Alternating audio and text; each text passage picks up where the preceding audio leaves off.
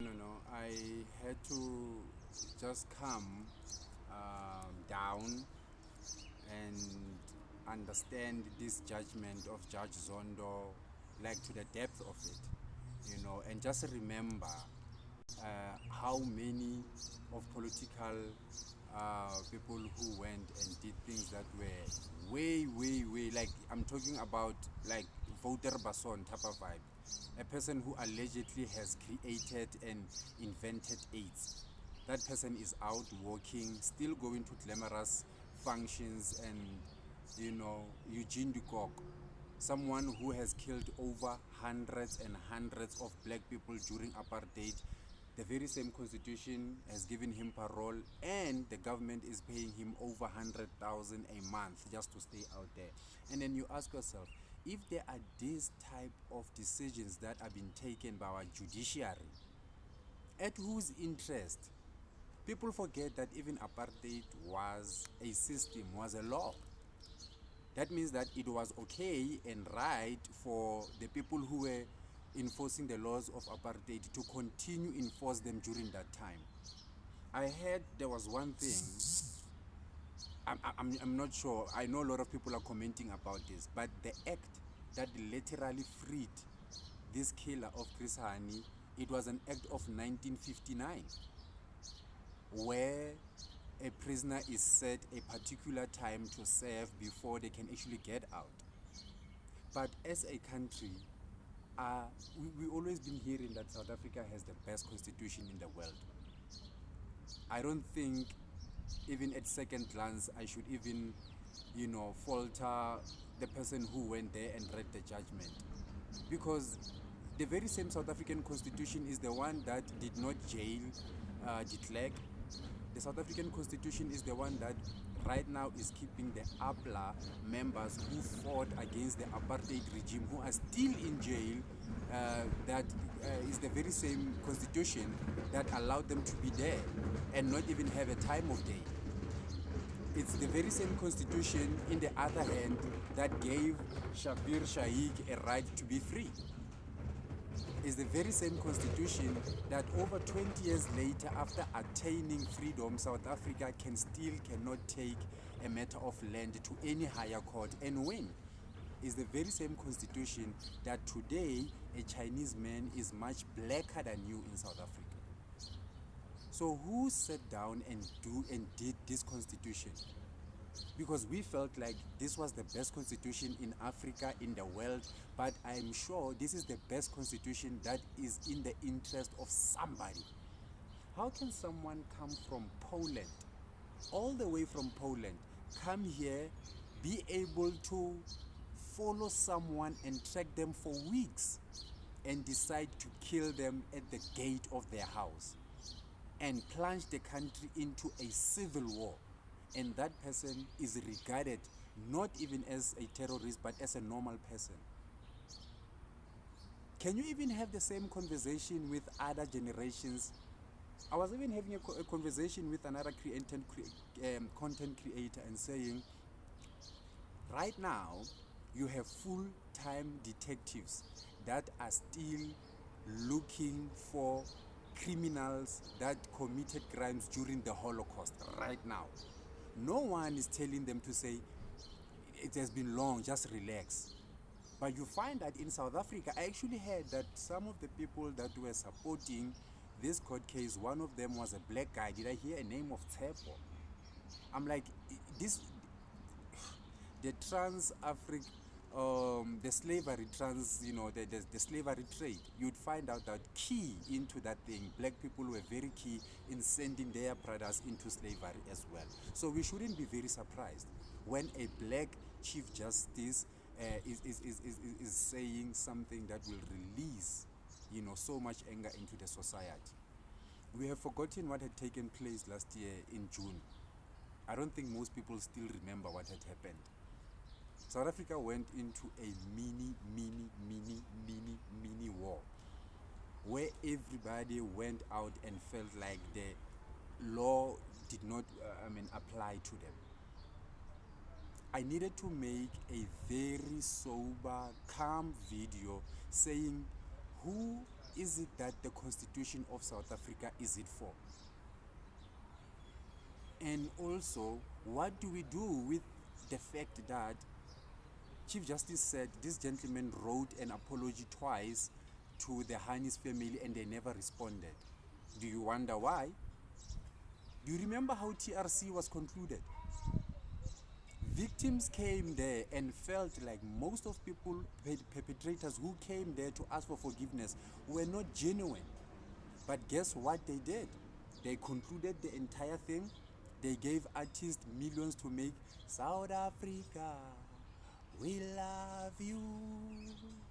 Oh, beauty. I mean, really, I am very glad that our country did never plunge into a civil war because of Walush Janus, Walush Banus, Kalus, Talus, or whatever the name is. But I'm very disappointed with black leadership.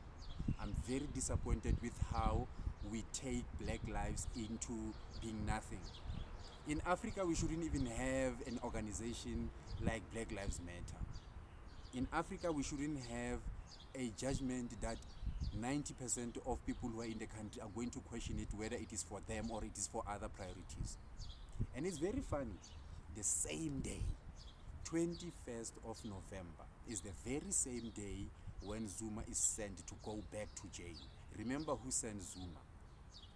I am not inciting violence. I am not even on that level. I am being critical. I am debating this issue as a South African who has a freedom of speech, who can be taken to task and be able to debate this matter further.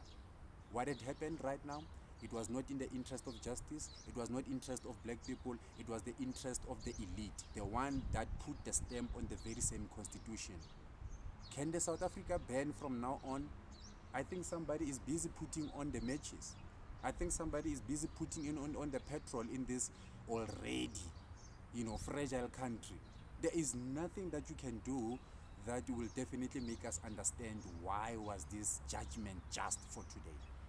But hey, di dintho ke tseo, and yeah, I did good. So guys, let's not forget, in this page I have different conversation. I have conversation about court cases. I have just made a wonderful opinion piece video about Zuma being ordered to go back to prison. I have done amazing feedback reaction videos on Shaw Majosi, on Dallas. So it's a lot of conversation. I have done videos that talking about co-parenting as fathers who are in single fathers.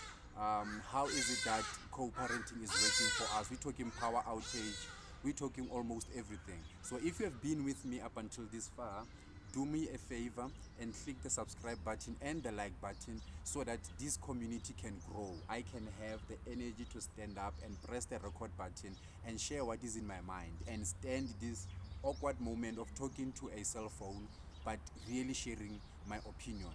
Why am I doing this? Am I doing this because I want to become a podcast and chill one day, one of the biggest? Of course.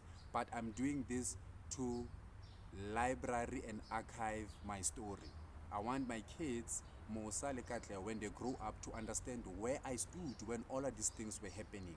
The very same questions we're having to our ancestors to say, what did they do when all these European came and took over the system? I am fighting in my own battle.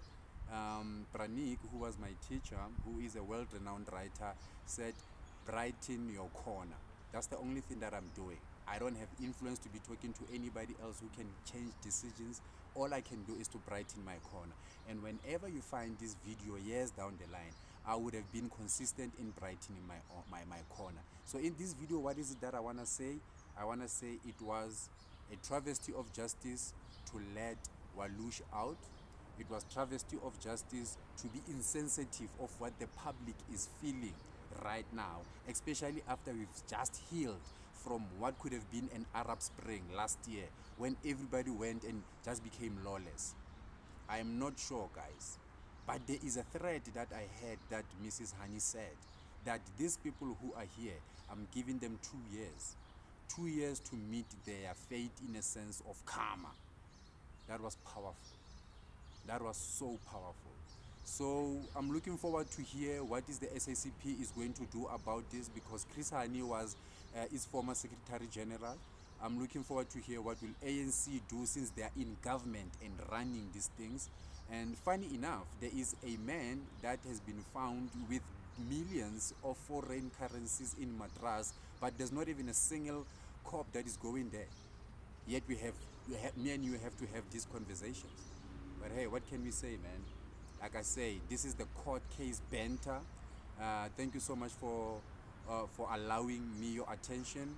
I'm wearing black, black because I'm realizing that no, we have to mourn and have to come out as a different person. In 2 years' time, what we know is that we're voting. Who are we voting? I'm looking at the candidates there. None of them are promising. It's the different side of the same coin, if you understand my quill. But for now, it has been a banter. Very nice. Let's communicate on the comment section. Let me hear what you think. Let me hear if you have contrasting views. Someone will say, but this person has been there. The law allowed it. That's my point exactly. We need to review it. We need to revisit. We need to say, does it align to the African dream? And what is the African dream? I remain to say Ubuntu is the African dream. Ubuntu is a concept where I am not if you are not good. I cannot be if you are not okay. I cannot eat if you are hungry. I cannot wear clothes if you are naked. I cannot be housed if you are sitting outside in the street. So those are the type of conversation that I feel like as South African we need to have a constitution that is aligned to that. The same way the Arabs are doing, that the constitution listens, to their way of living. That's why, hey man. But hey man, that has been the banter, reporting live from Johannesburg. The name is Mohau. Let's do this again.